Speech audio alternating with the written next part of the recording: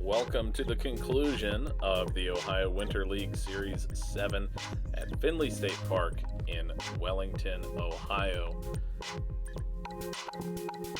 It is round 2, back 9 coverage here in the woods, through the leaves, and a little bit of breeze coming in towards the end of the round. It's 6-sided discs, CTP mystery box on hole 3, the double Mando hole. Really tough hole, one that certainly had our number all day. We're following shots from myself, Greg Jurczyk, Ricky Cox, and James Lawrence. And we are going to pick up the action at hole 10, par 3, 264 feet.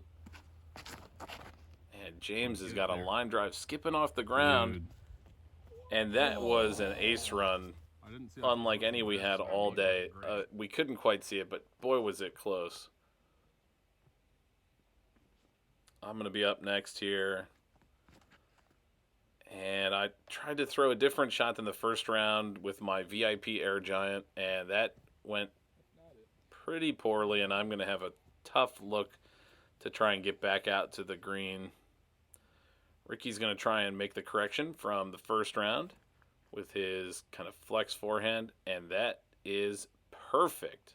What a shot. And anytime you see somebody off the fairway reaching for an overhand or a thumber, you know it's not the best case scenario. But I managed to find a gap through there, and, well, look where we ended up. We've got a putt, and it's at that distance that I've been struggling with all day. Oh, so high, dude. And the struggles continue. And, yeah, I feel you, Greg, from a few days ago. I understand how you're feeling. The footing out here is a real challenge. You see how much Ricky's kind of cleaning off where he's standing. There's pine cones and roots and twigs, and it's muddy and mushy and pine needles. Very soft. But he does a great job to get that out of his head and just hammer in a birdie. That's got to feel good. And he's back under par. And James is cashing in the birdie as well. He's back to even par. And these two guys are on a run to finish in the money here in this back-to-back rounds event in Wellington. And, you know, I'm also out here playing disc golf. So that's good. On to hole 11, par 3, 388. Basket's down to the right-hand side in the shade. You're looking at a forehand, or if you've really got touch, some kind of backhand turnover. James, I think, is throwing his DD3 again. And same exact spot as the first round on the side of the hill. Ricky's going for his Calvin Heimberg Halo Destroyer. Oh, wow. And he somehow finds a gap through there right over the top of the basket. What an unbelievable shot. I don't know how that didn't hit a tree. And I'm going to my Raptor, which I threw in the first round, and I'm throwing it pretty much exactly the same. Do something. And that was not far off giving the basket a run either. That just came up about 5 feet short. And I think you can see my disc there. I should have a nice little tap-in birdie for once. Finally here on the back 9. Oh, James so close to picking up the birdie there. Let's see if he can convert the par. And you can see my hand dipping into the shot. I'm trying to cover the lens a little bit from this bright glare that's coming in behind the basket. Oh, and Ricky gets the spit out as well. I mean, this should have been a star frame all day, but 2 spit outs later, and I will be picking up the only birdie on hole 11. Oh, how the tables have turned. And that gives me the box back into hole 12, par 3, 286 downhill, going back to the thumber, and I really missed the line this time. And that's like the loudest tree kick I've ever heard. I thought for sure I knocked a tree down. I'm not sure what James is throwing here, but that's a pretty solid shot. He's getting way down the fairway. Well, That's where you want to be in woods golf. Any forward progress is good. And I think Ricky went for his Eagle L here instead of his Stalker, which is surprising. The Stalker worked out great in the first round, but back to the classic Ricky high forehand turnover. And I mean, what a tool to have that he can do that so consistently. I am filled with jealousy that I just can't even dream of shaping a shot like that. And I mean, that was just inches away from the basket. That's outrageous. Great job, Ricky. It was great having you along. I'm glad that you came with James to join us.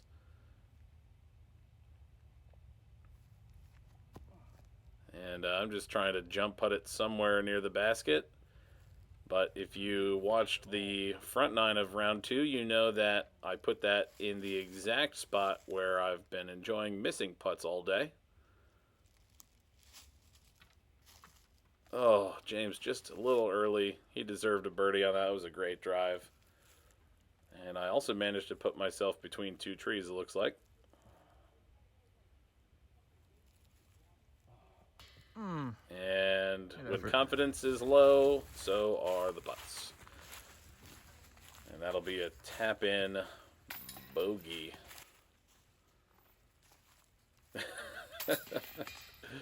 That little look to the camera says it all. Good cleanup par from Ricky.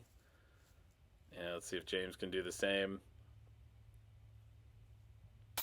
He's got it. All right, we're on to hole 13, the signature hole on the course, uphill, allegedly 169 feet. James's Thrasher takes a kick off the tree, so he's up the left side of the fairway. We're playing to the Prodigy basket up on the bridge, and my shoulder's feeling it after throwing too many thumbers this round, so I'm going to switch to my G-Blend Emperor and just try and turn this over a little bit and get up the fairway.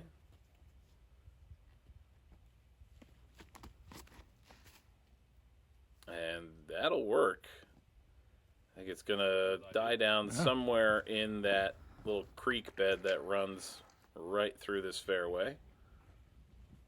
And I think Ricky's got his Calvin Destroyer again. And that's a better shot from round 2. He's going to get way down the fairway. Late tree, but everything filters down to this creek on this hole. You know, it's a pretty steady slope. Oh, and that's a tough upshot from James. Smacks it into a tree. And I know he's wanting to get close here, and that looked like it was a good upshot, but there you see his disc sneakily rolling down after he's turned away, and he'll find himself at the bottom once again. Ricky with a great upshot, and you know, Ricky is a smart disc golfer. He is playing position golf, fairway golf, he calls it. He's looking for the spot where he can make the next shot, and you know, me not being as smart, here I am trying to decide, oh, do I run this? Do I just pitch it up to where Ricky's at, and then I get to putt across flat at the basket? That would be smart. No, I think I'm just going to run it at the basket again because I took a 6 on this hole last time. That's a good idea.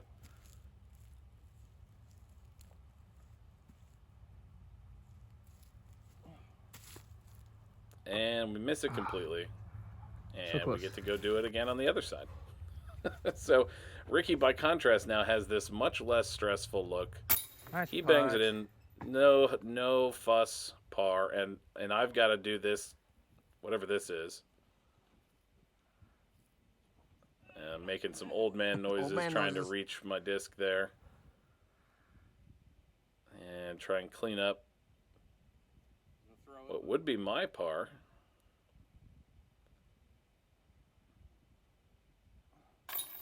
And you know what? I'll take it because I took a 6 or something on this hole last time, and that was unpleasant. James is left with this for his bogey. And I don't know what you call that, but I've never seen anyone quite as excited about a bogey, and I don't blame him. That was a really, really tough place to be. And in the previous round, I think I just set it on the bridge instead of trying to toss it in. So well done, James. Moving on to hole 14, another signature hole. It's a beautiful hole. Ricky with the best shot we've seen so far in this hole. Gets way down the fairway. I'm going to my F5 again. And just... Oh, I almost got through, but it kicks off to the right-hand side. Let's see what James is throwing. That is the Christmas Buzz, and that is looking good. Oh, and hey, you know what? Kicking back to the fairway is not a bad place to be. And I have to say, in hindsight, watching this footage back, every time I'm reaching for some kind of flex line with this flare, something terrible has happened to put me in this situation. And it doesn't usually go that well, I think, except for one hole. So I might be rethinking my strategy when I get out of position there. Instead of going for it, maybe play a little more conservatively.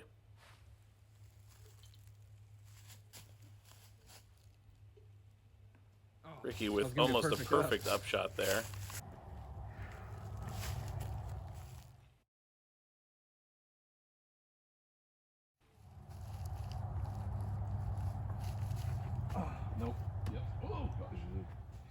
I tried to give it a run, but I'm happy just to be within about 10, 12 feet. Nice putt. That's a great, confident putt from Ricky, and he picks up the birdie on this par 4. And I get the putt put in for par. It was not a pretty par, but it worked. And James is able to also pick up the birdie. So these guys are playing really well through these last wooded holes. And there's something interesting about this course, I think, as you're going down the stretch on 12, 13, 14, you feel like you're further down the course. You have these signature holes that feel like they should be finishing holes as Ricky kicks off to the left of 15's fairway. And then you come up to this hole and you think, gosh, I have 4 holes left. And it is a long course. It wears you down. James leaked a little bit left. I'm trying to replicate my shot from the first round with my MD3. And that's not how you do that. So I think, okay, we'll try again. We're just a little bit closer. And I'm not sure what's going on with my form. I'm got like an Anheuser release going on so many shots that I'm not intending to throw that way. I'm trying to throw them flat. And I think I need to lean forward a little more when I'm throwing to get the angle I'm looking for. But that will have to be something to work on for the future. Ricky chipping up for his par putt. James trying to do the same, and he's going to have a tap in. And this is what I'm looking at to try and pull a par out of this hole.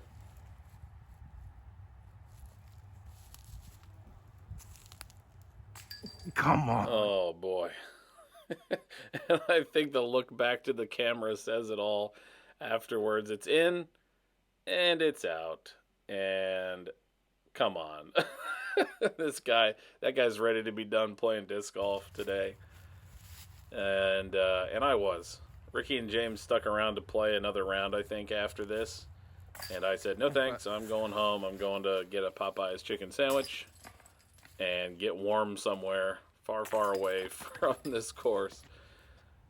Great cleanup pars from the two boys. I settle for an unfortunate bogey, and there's a lot of red on my scorecard as Ricky is ripping and kicking off a tree there twice with his Heimberg Destroyer again here on hole 16. Ready? Par 3, 286. Again, that pin is off to the right-hand side. James goes for the same shot with his Thrasher. Great turnover line, but it just digs in. Didn't have enough height to get there. And I'm trying my roller again. And I launch it up in the air, and I am so fortunate not to have hit a tree there. The fact that I wasn't 150 feet back, I didn't deserve it at all. And Ricky with a little bit of grip lock, he's confused. James with an outside look here for birdie. Oh, I slid. Oh my.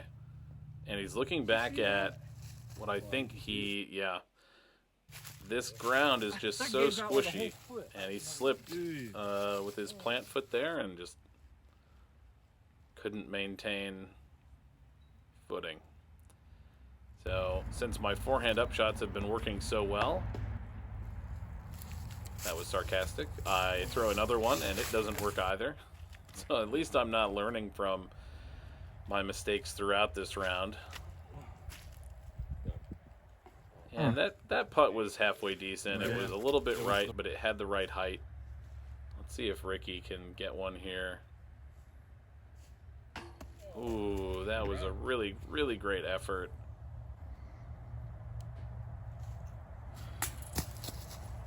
James just a fraction off here, and we're all going to have to take some medicine on hole 16. James picks up the bogey. Ricky, the bogey. And myself, Greg, the bogey. So I am up to 5 over par. James and Ricky at least respectable, close to even par. We're at hole 17, par 4, 467. Basket is miles away to the left. And Ricky's so unfortunate to catch that twig up there. He had the perfect line again. I'm trying to throw my lots on a flip up through here. And if I could have gotten around that tree, I would have been way down the fairway. But that is an alternate history that was not written. And James decides to go to the backhand after the forehand didn't work out in the first round. And he just laces that.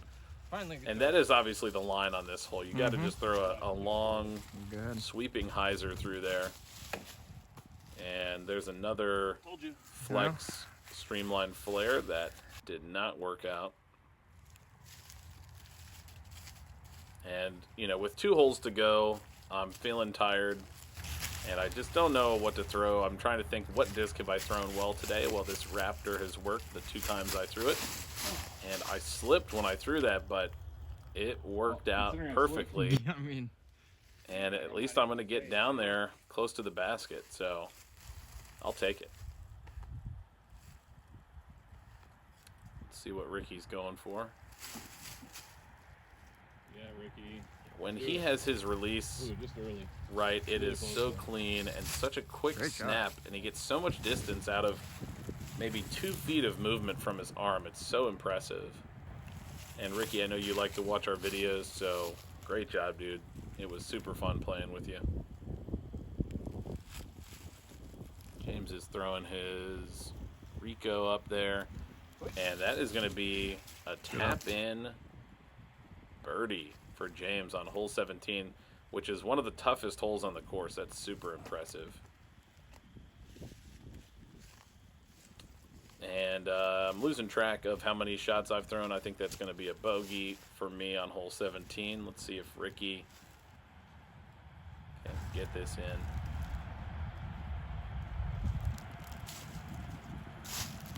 Oh, just high right. Ever so slightly. Tough comebacker. He's kind of leaning against a tree almost. That was high, but it sneaks just under the rim. And that's a good par cleanup for Ricky. As we move on to hole 18, great birdie from James. And yeah, Greg's also playing disc golf today. Good job, Greg. that's a good one. The facial expressions are great. Really sums up how I was feeling. Hole 18, par 3, 285. James on the Christmas buzz again, and one of the first times he didn't turn it over too much and fades left, but he's looking at the basket. He's got a birdie opportunity. Ricky going with what I think is a Firebird. Correct me in the comments. And it just comes up a little bit short. And I'm going to go back to my insanity, and you can see after 36 holes, I'm not even really sure how to throw this disc anymore. Do I go flat, hyzer, and hyzer? I don't know. Who am I? Where am I? What am I doing? I guess I'll kind of throw it on anhyzer, but kind of nose up, and I'm just going to go way, way left and way short.